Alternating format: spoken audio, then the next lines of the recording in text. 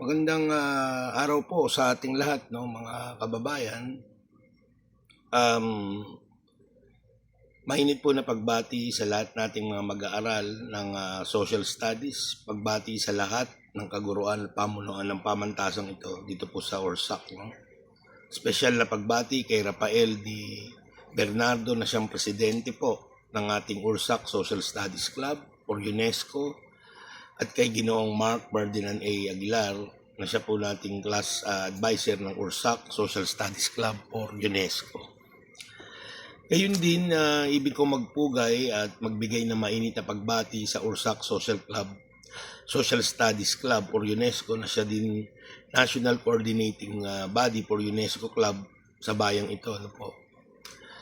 Para sa pagbubukas ng ating webinar ngayon na may temang Social Studies of the Future, Chartering Accountability and Integrity in Developing Future Citizens.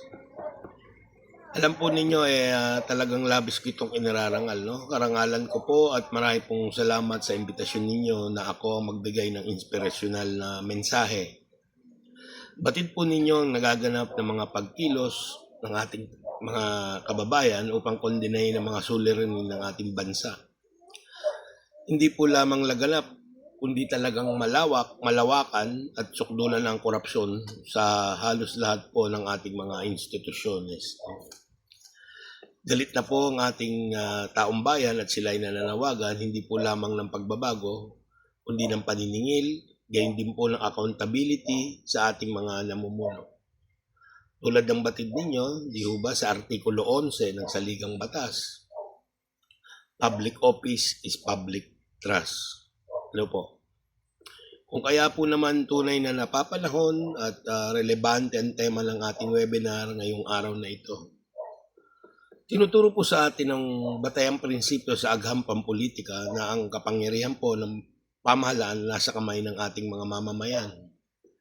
Marahil po ay batid ninyo ang kapwa ang kakatwa at kontrobersyal na konsorya at paninindigal hinggil sa katangian ng ating umiiral na lipunan.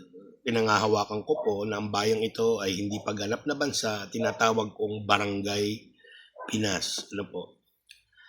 May tatanong po ninyo, bakit po naman gayon ang inyong pagtingin o pananaw, no?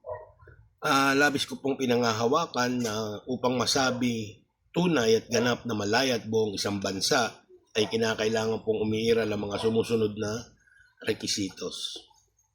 Una, kailangan pong naroon ng mga responsableng mga mamamayan o responsible citizenship. Ikalawa, dapat ay kinakatampukan ng civic mindedness ang mga mamamayan. Ikatlo, kinakailangan nito ng mahusay at masinop na sistema ng edukasyon. Panghuli, marapat lamang na malakas at matatag ang mga panlipunang mga institusyon nito. Nakakalungkot po lamang na sa aking tingin ay wala pa o marahil mahina pa ang mga nasabing mga requisitos sa ating bayan. Ngunit hindi po ako nawawalan ng pag-asa na isang araw ay mabubuo at magaganap din ang pagkabuo sa wakas ng ating bansa. Isang halimbawa po ng sinag ng pag-asa na aking nakikita ay ang mismong akto ninyong ito. Kayong mga kabataan at mga mag-aaral, ang aming bulaklak. At tulad ng tinuran po ng ating si Dr. Rizal, kayo ang pag-asa namin.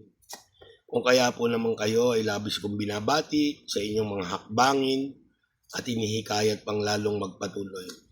Muli, maraming salamat po sa pagbubukas ng ating webinar. Mabuhay po kayo, padayon po at may pag-asa. Mabuhay po kayo.